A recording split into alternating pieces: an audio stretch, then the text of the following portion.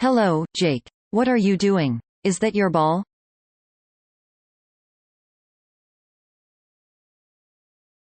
Hi Anna. Yes, this ball is mine. By the way, can you help me, Anna? Yes, sure. Why not, Jakey? How can I help you? This ball has a high temperature now, and I want to know its temperature after 500 seconds. But I don't know how to do that. I think I have an idea. We can use Runge-Kutta method to find that out. Wow, really? Can you please explain me more about Runge-Kutta method? Sure. Come with me.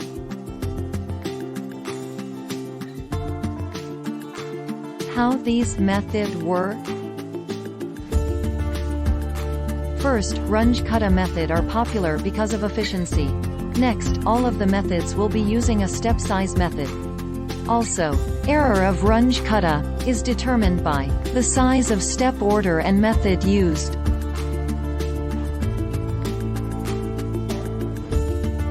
Named after Karl Runge and Wilhelm Kutta. What do? They do the same job as Taylor's series method, but without the analytic differentiation. Just like Taylor series with higher order methods. Runge-Kutta method of order 4 is well accepted. Classically, it used algorithm. The formula.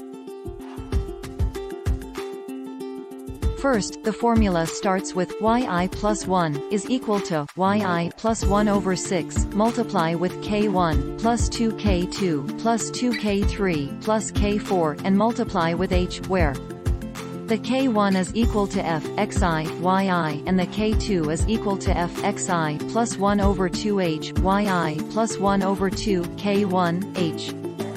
K3 is equal to f of xi plus 1 over 2 h yi plus 1 over 2 k2 h and K4 is equal to f of xi plus h yi plus k3 h. So how are we going to solve it using the Runge-Kutta method? Alright, let me explain to you. We first need to know its current temperature. Okay, I have measured it. The current temperature is 1000 Kelvin. Great, so at time 0, the temperature is 1000 Kelvin.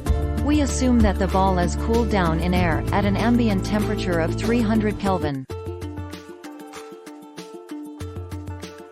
The differential equation for the temperature of the ball is given by d theta over dt is equal to minus 2.2067 times 10 to the power of minus 12 multiply with theta to the power of 4 minus 81 times 10 to the power of 8.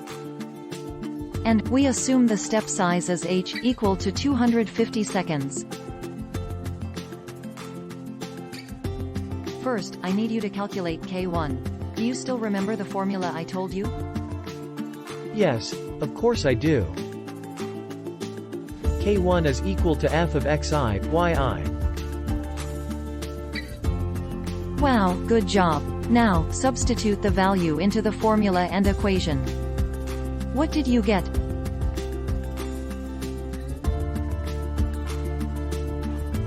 For I is equal to 0, T initial is equal to 0, and theta is equal to 1000 Kelvin. I calculated K1, and I get K1 is equal to minus 2.188826. Wow, excellent. Now you can proceed with K2. Okay, I get K2 is equal to minus 0.596508. Should I continue for K3? I think I'm getting this. Sure, go ahead. Okay.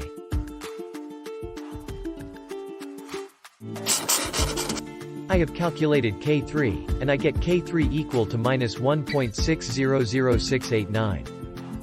You are doing so well. Thank you, Anna. Let me continue with K4. For K4, I get minus 0.267786. Brilliant. But now that I got all the K values, I forget how do I calculate the temperature, theta. Don't worry, I can always help you. Now, theta 1 is equal to theta 0, plus 1 over 6, multiply with K1, plus 2K2, plus 2K3, plus K4, and multiply H. Just substitute the K values that you got. Now, can you continue with the calculations? Yes.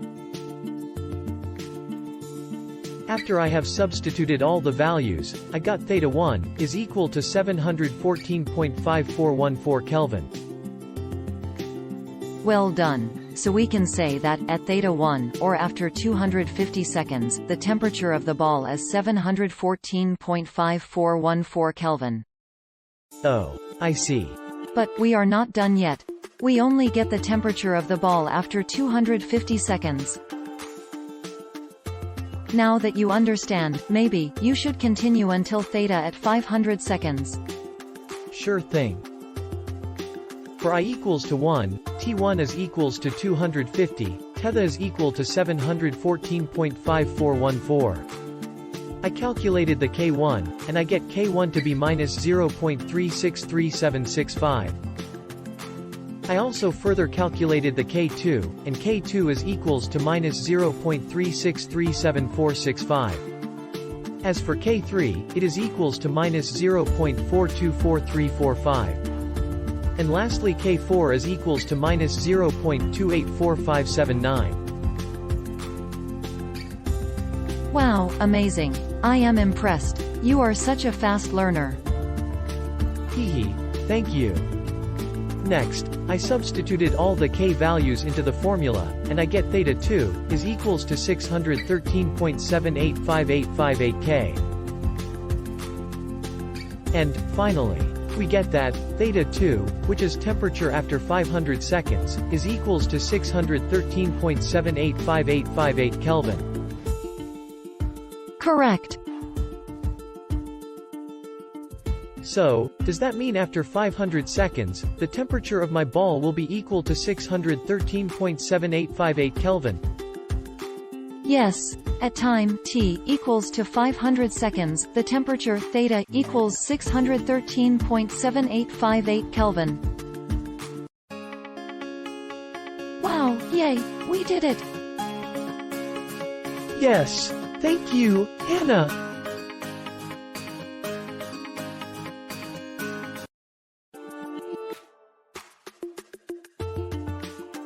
But I am still wondering, what other real-life problems can we solve by using Runge-Kutta fourth-order method? Runge-Kutta methods are used widely in many real-life problems, especially in fluid dynamics and mechanics, for better solutions of the fluids. Wow.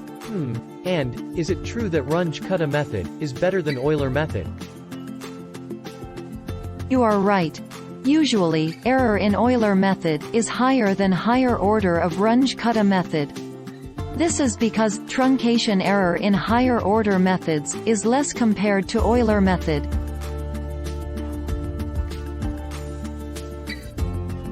The local truncation error for Runge-Kutta method is OH to the power of 5, while the total accumulated error order is OH to the power of 4. Oh. I see. Now that I learned more about Runge-Kutta, I finally get to understand how useful this method is in solving our real-life problems. I am glad that you fully understand about Runge-Kutta method. There are also some other numerical methods that can be used in solving real-life problems. I wish to tell you more about other numerical methods. But I am now running late. Oh, it's been fun learning Runge-Kutta method from you. It's okay, I can try to do some research to learn about other numerical methods. I have to go now. Bye. See ya, Jackie. Bye Anna. Hope to see you soon.